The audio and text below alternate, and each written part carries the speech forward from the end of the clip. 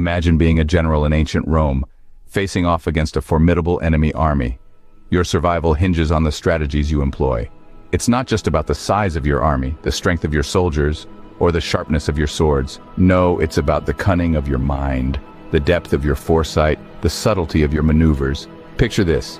The battleground is a chessboard, and the pieces are your soldiers. You, as the general, are the hand that moves these pieces, but it's not just about moving pieces around a board, it's about understanding your opponent's mind, predicting their moves, and countering them with your own.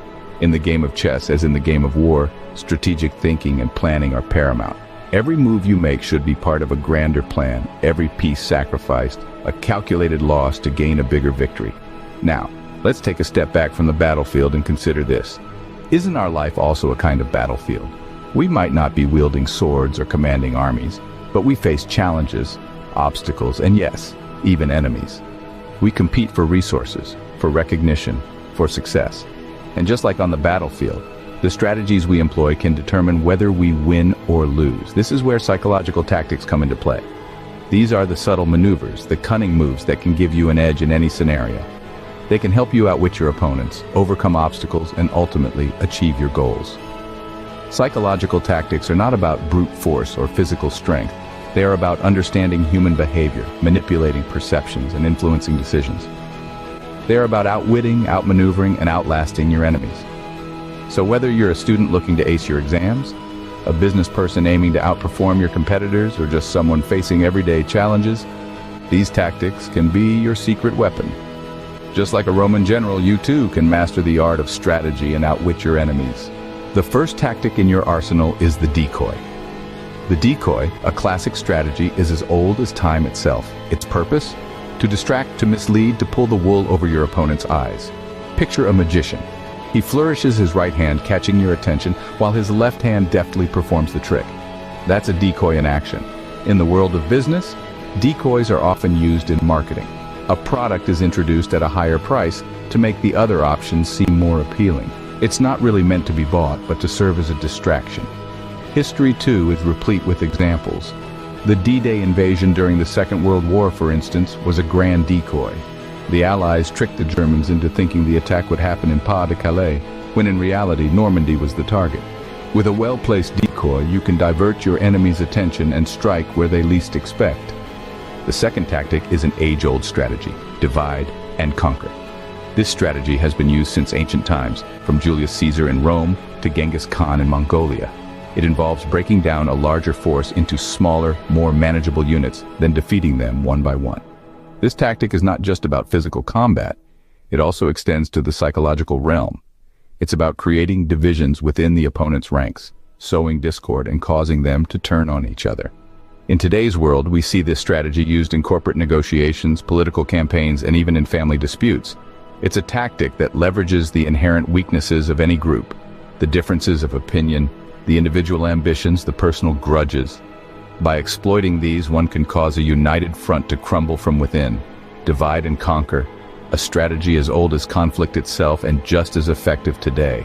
Third on our list is the false flag. This tactic is as old as warfare itself. The essence of the false flag lies in deception. It's about creating a distraction, an illusion, to manipulate your adversary's perceptions and actions. By making them believe that another party is responsible for the actions you've taken, you can effectively mask your own involvement. Think of the Trojan War, where the Greeks deceived the Trojans with a seemingly innocent gift, masking their true intent.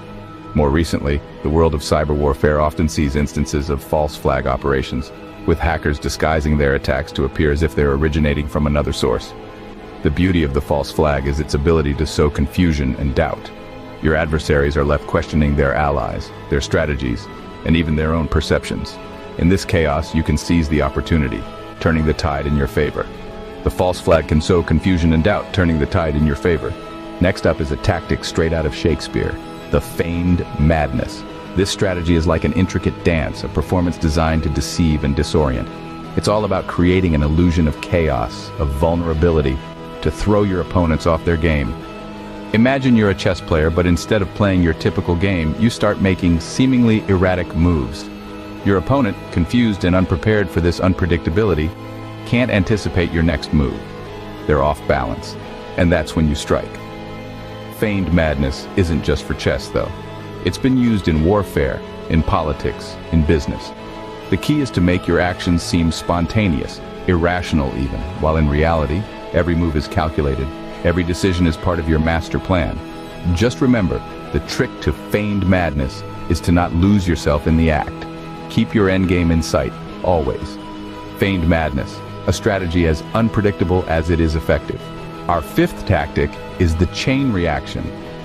In the world of Ruthless Tactics, the chain reaction is a master stroke.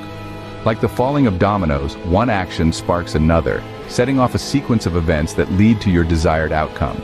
You see, the chain reaction is not just a strategy, but a game of psychological chess. You're not just making a move, but several moves ahead. It's about understanding the interconnectedness of events, actions, and reactions. Imagine a web, each thread connected to another. Now picture a ripple effect caused by a single drop, each thread vibrating, setting off a sequence of reactions. This is the essence of the chain reaction. The beauty of this tactic lies in its subtlety. It's not about brute force, but about triggering a series of events that lead your enemy into a trap they never saw coming.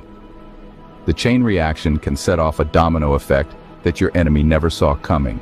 The sixth tactic is a classic, the Trojan Horse. Derived from the epic Greek mythology, this cunning strategy has been reinvented for the modern world. Picture this, a massive wooden horse, seemingly an offering of peace, but secretly housing a deadly force. The unsuspecting Trojans dragged the horse into their city, only to be ambushed by the Greek soldiers concealed inside. In today's context, the Trojan horse tactic isn't about hiding warriors in wooden statues. It's about deception and disguise. It could be a seemingly harmless email with a malicious link, a friendly new team member with a hidden agenda, or a gifted product with a secret listening device.